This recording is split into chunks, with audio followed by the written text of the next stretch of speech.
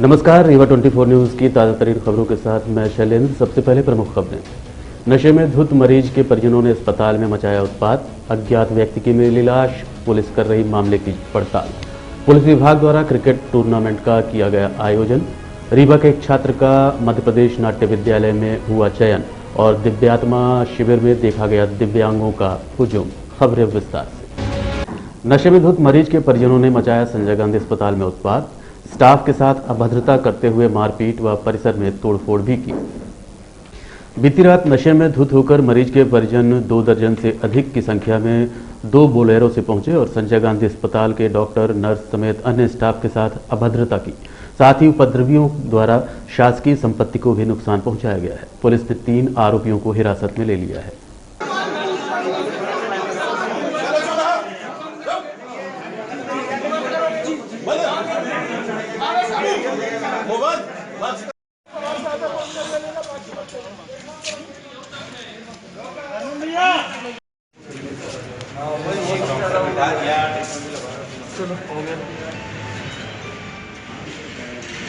जो कैजुअल्टी में कार्यरत जो डॉक्टर थी, कुछ लोग दारू पी के आए, उनके साथ एक घायल मरीज था जिसको हमने एडमिट कर लिया था। उसके बाद में बदतमीजी कर रहे थे कि हम उसका इलाज नहीं कर रहे, जबकि उसको हम आईसीयू भेज चुके थे उस समय तक। और बाकी मरीजों को इलाज में इनको डरा धमका रहे थे, जान से मारने की धमकी दे रहे हैं, अभद्रता उनके साथ कर रहे हैं। बाकी मरीजों का इलाज में व्यवधान उत्पन्न कर रहे हैं, बोले बाकी नहीं करो, सिर्फ उनके मरीज का इलाज करो।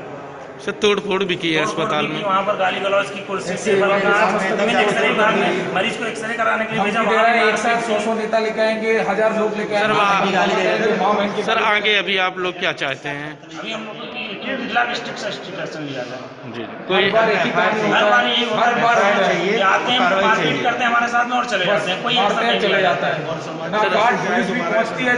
किसी घायल को कुछ लोग लेके आए थे, जिसमें अधिकांश लोग उसमें से नशे के धुत थे। उन्होंने कुछ हंगामा किया था, फिर पुलिस पहुंच गई थी। उसी समय डॉक्टर लोग भी आ गए, तो वहाँ पे जो भी अपने को मिले उनको पुलिस ने वहाँ से 3 लोगों को पकड़ के लाई। उनको 3 लोगों के खिलाफ 151 में की कार्रवाई की गई है, उनका मेडिकल कराकर।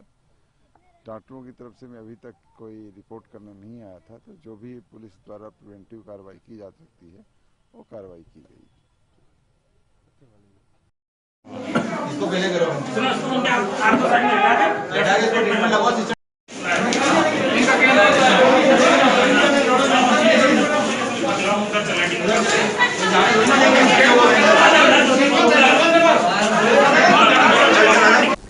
रीवा के सिमरिया थाना क्षेत्र अंतर्गत अज्ञात व्यक्ति की लाश मिली है। पुलिस मामले की पड़ताल कर रही है। रीवा के सिमरिया थाना क्षेत्र अंतर्गत बसामन मामा के पास एक अज्ञात व्यक्ति की लाश मिली है।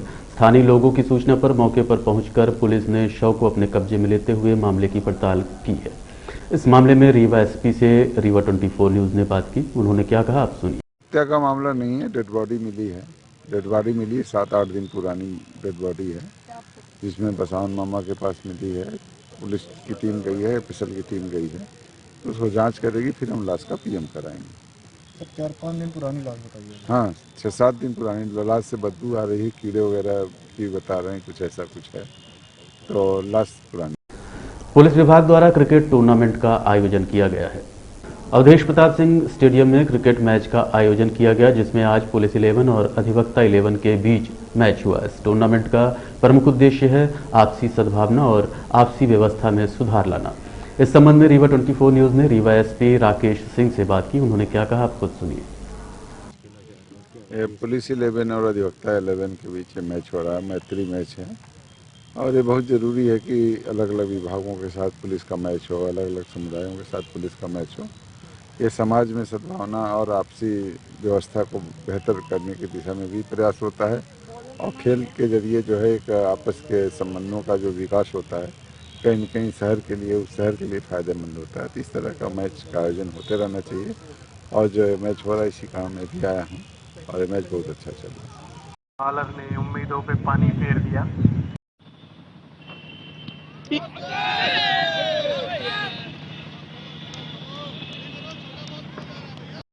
जिले के बाद तहसील स्तर पर दिव्यांगता शिविर का आयोजन किया गया है। इसी क्रम में हनुमाना में शिविर का आयोजन किया गया, जहां दिव्यांगों का हुजूम देखा गया। रीवा कलेक्टर इलैया राजा टी के मार्गदर्शन में दिव्यांगों को लाभ पहुंचाने के उद्देश्य से शिविर का आयोजन किया जा रहा है। इसी कड़ी में रीवा के हनुमाना में स्थित हायर सेकेंडरी स्कूल में शिविर का आयोजन किया गया, जिसमें विकलांगता प्रमाण पत्र, कृत्रिम अंग, आवश्यक उपकरण समेत अन्य लाभ दिए गए। इस संबंध में रीवा 24 न्यूज ने मऊगंज विधायक प्रदीप पटेल, एसडीएम हनुमाना सीईओ मूंगाराम मेहरा से बात की। उन्होंने शिविर संबंधी क्या जानकारी दी, आप खुद सुनिए। क्या है मऊगंज आज हनुमाना में है, कल और अलग अलग ब्लॉक नई गढ़ी में है, ऐसे पूरे हर ब्लॉक में है। हर ब्लॉक के बाद एक एक्स्ट्रा शिविर रीवा में फिर से लगेगा, जिसमें जो कहीं छूट जाएंगे तो वो फिर वहाँ जाएंगे, और इस तरह का हमारा ये लगभग 10 दिन का ये शिविर।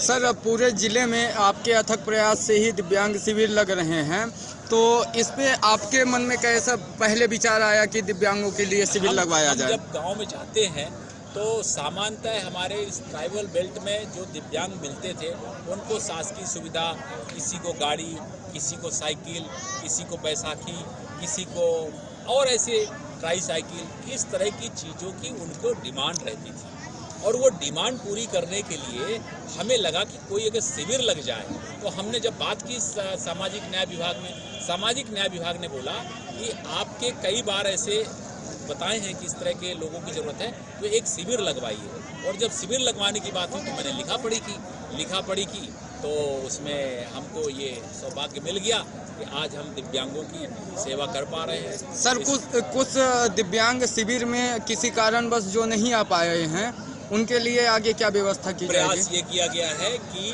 पंचायत से कि प्रत्येक सचिव, रोजगार सहायक, पंचायत की जो भी संस्थाएं हैं, वो ढूंढ करके अपनी पंचायत के दिव्यांगों को ले करके यहाँ पे आए। उनके लाने के लिए भी उनको बोला गया है, व्यवस्था करने के लिए भी बोला गया है, और उनको खाना पीना और वापस भेजने के लिए व्यवस्था की है। कई बार ऐसा होता है कि आज हमने बोला है, वो उस गांव में नहीं है, वो दिव्यांग कहीं दूसरी जगह है, किसी दूसरे अन्य गांव में रिलेशनशिप में, रिश्तेदारी में चले गए हैं, तो हमारे पास 10 दिन का लगातार है। वह दिव्यांग अन्य शिविर में भी जा सकते हैं। जैसे कल कुछ लोग मऊगंज छूट गए तो आज हनुमाना आए हैं, यहाँ हनुमाना में जो छूट जाएंगे तो कल नई गढ़ी में जा सकते हैं। 10 दिन का लगने वाला शिविर में सब लोग कहीं ना कहीं जा सकते हैं। स्पेशली उस ब्लॉक में शिविर जरूर लगेगा, मगर उस ब्लॉक के अलावा भी दूसरे ब्लॉक का व्यक्ति भी छूट जाता है तो उसमें आ सकता है। ये हाथ का और शिविर का उद्देश्य आप भी समझ रहे होंगे, और शिविर मेरी नज़रों में तो ऐसा बहुत महत्वपूर्ण और सक्सेसफुल है। मध्य प्रदेश सरकार की ओर से दिव्यांगजनों के लिए ये शिविर आयोजित किया गया है, जिसमें हमारे क्षेत्र के माननीय विधायक जी, माननीय अध्यक्ष जी और गणमान्य नागरिक और आप सभी का सहयोग हमको अब काफ़ी मिल रहा है। सर, अब ये संख्या तो अभी लगभग की तो होगी कि लाभान्वित हुए, ये लगभग बता रहा हूँ। अब चूँकि आप भी घूम रहे हैं और इस संख्या की जो उपस्थिति देख के आप भी अंदाज लगा सकते हैं। सर, यह देखा जा रहा है कि आपको 2-3 दिनों से हम लोग देख रहे हैं, आप शिविर के लिए काफ़ी मेहनत कर रहे थे, और मऊगंज के मुकाबले देखा जाए तो हनुमाना में ज़्यादा संख्या में लोग आए हुए हैं। अच्छी बात है, आपका सहयोग है, आपका प्रचार प्रसार, अगर मेरे यहाँ उपस्थिति अच्छी आती तो निश्चित तौर पर आप उसके सहभागी हैं और आप धन्यवाद के पात्र हैं। धन्यवाद। वहीं छात्र नेता से बात की गई, उनका क्या कहना है, आप सुनिए। महाविद्यालय के समस्त भैया लोग जो एनसीसी के सदस्य हैं, कार्यकर्ता हैं, एनसीसी से जुड़े हैं, एनएसएस के जो कार्यकर्ता हैं, एनएसएस से जुड़े हैं, वो आज सुबह 9 बजे से ही इस परिसर में लोगों की मदद कर रहे हैं। जो दिव्यांग लोग आ रहे हैं, जो उनके परिजन लोग हैं, उनको कहाँ क्या हो रहा है, कहाँ क्या व्यवस्थाएं की गई हैं, कहाँ किस विभाग के डॉक्टर बैठे हैं, इसमें सब शुरू से अंतिम तक लगे हुए हैं। और यहाँ परिसर में स्वच्छता और मास्क वगैरह, सैनिटाइजर की भी जिम्मेदारी एनसीसी और एनएसएस के छात्र लिए हैं हनुमाना कॉलेज के। और एनसीसी का क्या? एनसीसी का योगदान देखिए, समाज में तो हमेशा जब भारत पर आपातकाल भारत में आया, जब देश में कोई बड़ी घटना घटी या अपने नगर में, क्षेत्र में, तो एनसीसी के छात्र लगातार उसमें सक्रिय रहते हैं, अपना योगदान देते हैं। मेरे महाविद्यालय से एनसीसी के सीनियर छात्र गिरधर गोपाल तिवारी जी हैं, मैं उनका धन्यवाद करता हूँ। एनएसएस के अमृतलाल प्रजापति, गोलू शुक्ला जी हैं, ललित त्रिपाठी जी हैं, पवन यादव, सोचंत यादव जी हैं, शिवम दुबे जी हैं, आलोक पटेल जी हैं, उमेश सिंह नेता जी हैं। इन्होंने मैं सुबह से देख रहा हूँ, ऐसे बहुत भैया लोग हैं, कुछ लड़के, कुछ छात्र भी लगे हुए हैं पूरे परिसर में। लगभग 60-70 बच्चे महाविद्यालय के छात्र NCC NSS के मिलाकर इस परिसर में सक्रिय हैं, अपना योगदान दे रहे हैं, लोगों का सहयोग कर रहे हैं, उनको सही जगह पर ले जा रहे हैं, दिव्यांगों को उठाने में, बिठाने में, हर जगह से मदद कर रहे हैं। लॉकडाउन में भी NCC का योगदान था। लॉकडाउन में NCC का योगदान तो देखिए बहुत बड़ा योगदान था NCC का। उनकी NCC की जो भूमिका थी पूरे हनुमाना क्षेत्र में लॉकडाउन में, उसकी सराहना जितनी कम की जाए जितना की जाए उतना ही कम है। विंध्य के उत्कृष्ट महाविद्यालय द्वारा कबड्डी प्रीमियर लीग का शुभारंभ किया गया। शहर के पेंटियम पॉइंट महाविद्यालय द्वारा क्रिकेट की तर्ज पर कबड्डी का IPL शहर में करवाया जा रहा है, जो कि 17 नवंबर से प्रारंभ किया गया था। आज के समारोह में मुख्य रूप से गुड़ विधायक नागेंद्र सिंह समेत अन्य लोग उपस्थित रहे। इस संबंध में रीवा 24 न्यूज ने गुड़ विधायक नागेंद्र सिंह से चर्चा की थी। और आपके जिस टीम के आप ऑर्गेनाइजर थे, जिसको आपने हायर किया था, वो टीम फाइनल जीती, आपको कैसा लग रहा है?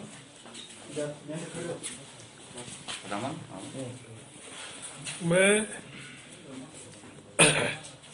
इतना उत्साहित हूँ, इतना अच्छा लग रहा है क्योंकि गुड़ में कबड्डी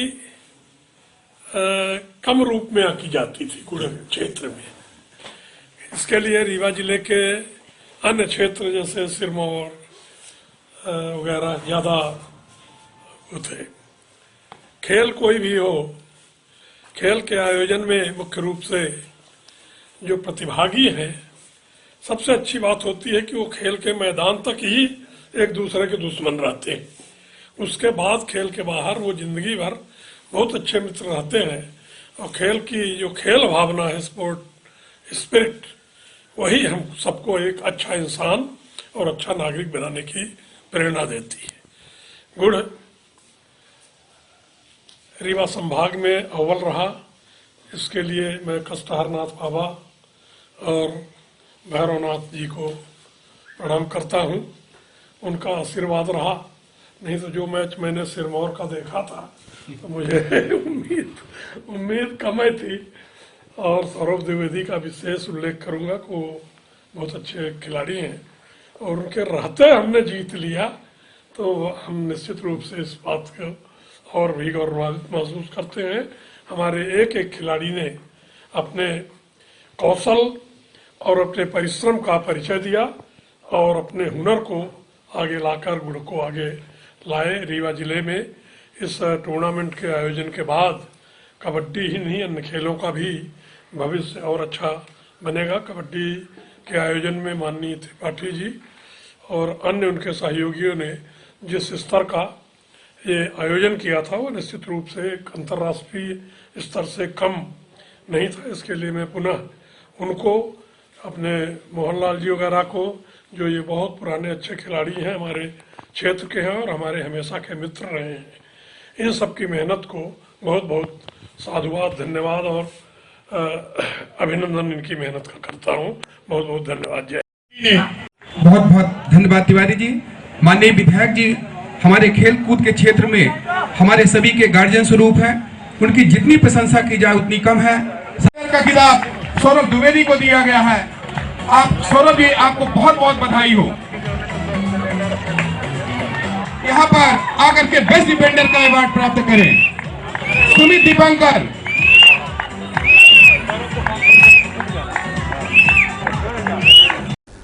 ताम्रकार समाज जिला इकाई रीवा द्वारा मनाई गई महाराज सहस्त्रबाहु जयंती। रीवा के ताम्रकार समाज द्वारा गुड़ चौराहा के सिटी पैलेस में सहस्त्रबाहु महाराज की जयंती मनाई गई।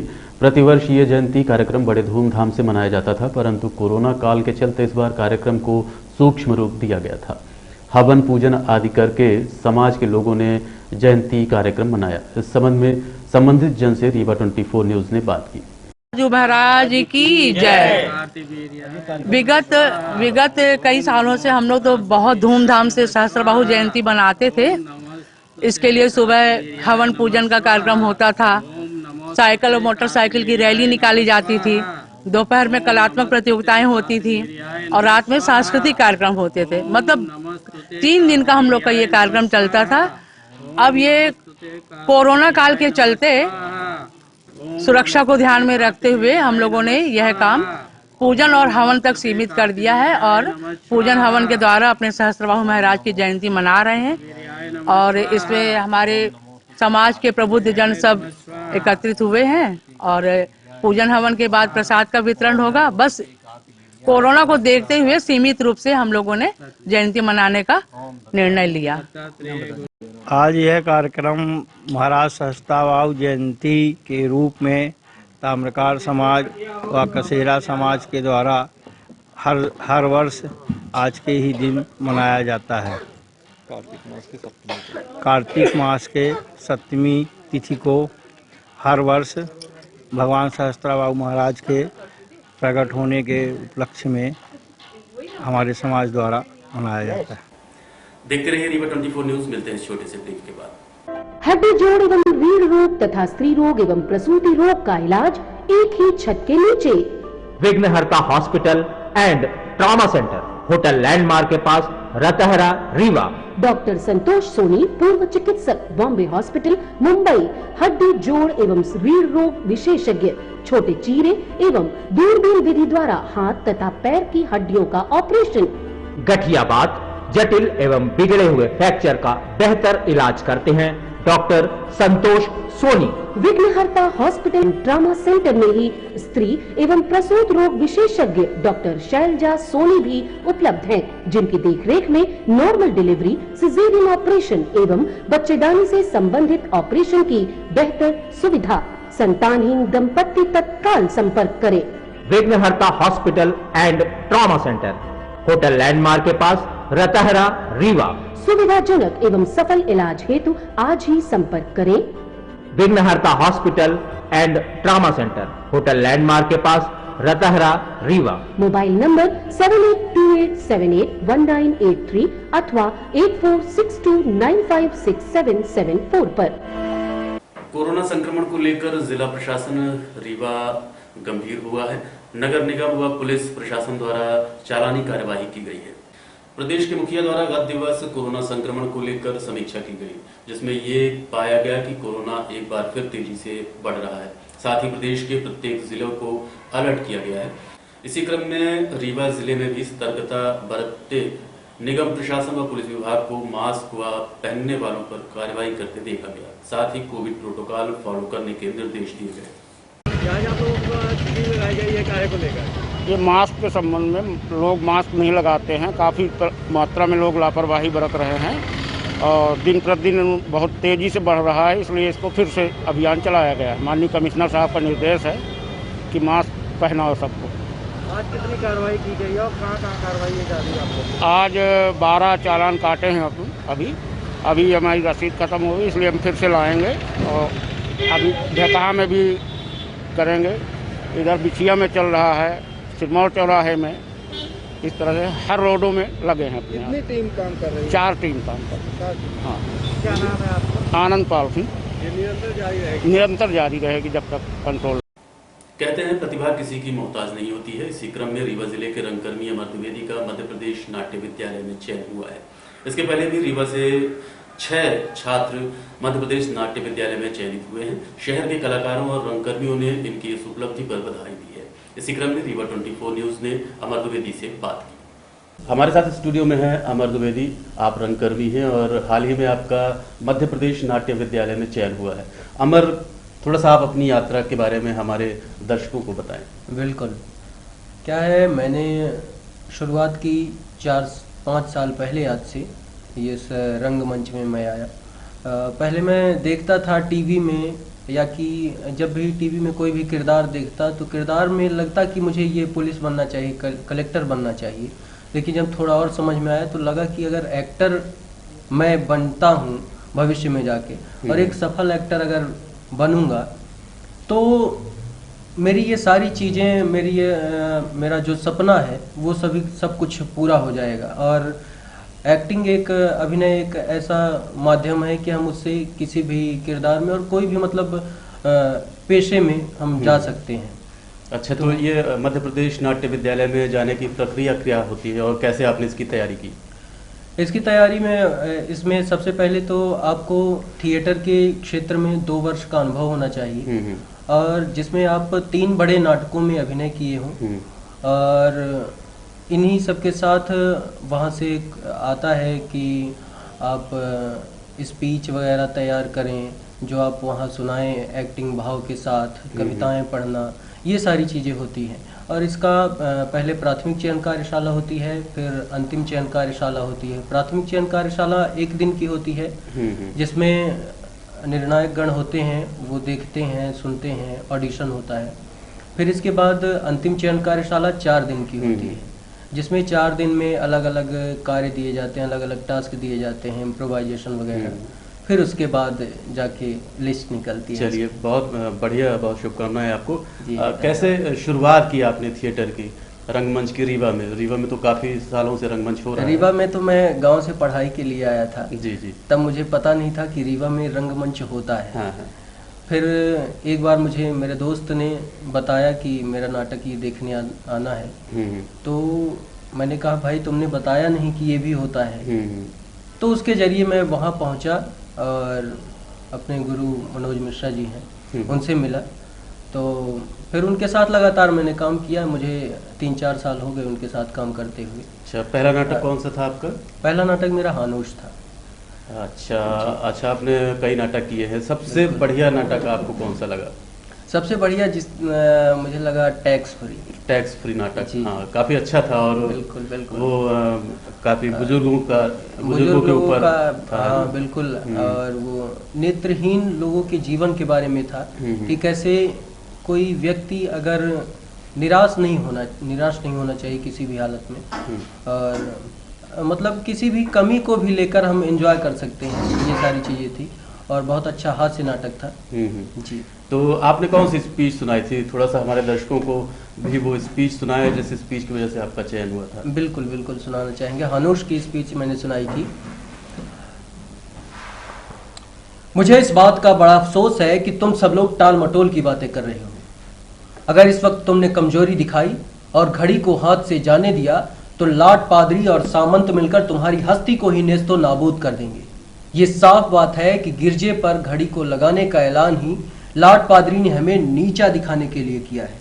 अगर इस वक्त हम दब गए तो ना हमें दरबार में नुमाइंदगी मिलेगी, ना ही हमें कोई पूछेगा, बल्कि एक एक करके हमारे सभी हक छीन लिए जाएंगे। वाह, बहुत बढ़िया स्पीच थी आपकी और वाकई जो कैरेक्टर उसमें दिया गया है तो आपने उसको जीने की कोशिश की है और उम्मीद है कि आगे भी आप इसी तरह से रीवा का नाम रोशन करेंगे। मैं रीवा 24 न्यूज़ की ओर से, हमारी पूरी टीम की ओर से आपको बहुत बहुत बधाई देता हूं और आगे चलकर आप रीवा का नाम रोशन करें, ये शुभकामनाएं हैं। बहुत बहुत धन्यवाद आपका यहाँ पर आमंत्रित करने के लिए। और बिल्कुल मेरा सपना था यहाँ जाना और उसे पूरा करूँगा। अपने जगह का नाम रोशन करूँगा, अपने ज़िले का नाम रोशन करूँगा। बहुत बहुत धन्यवाद। और अब चलने से पहले प्रमुख खबरें एक बार फिर। नशे में धुत मरीज के परिजनों ने अस्पताल में मचाया उत्पात। अज्ञात व्यक्ति की मिली लाश, पुलिस कर रही मामले की पड़ताल। पुलिस विभाग द्वारा क्रिकेट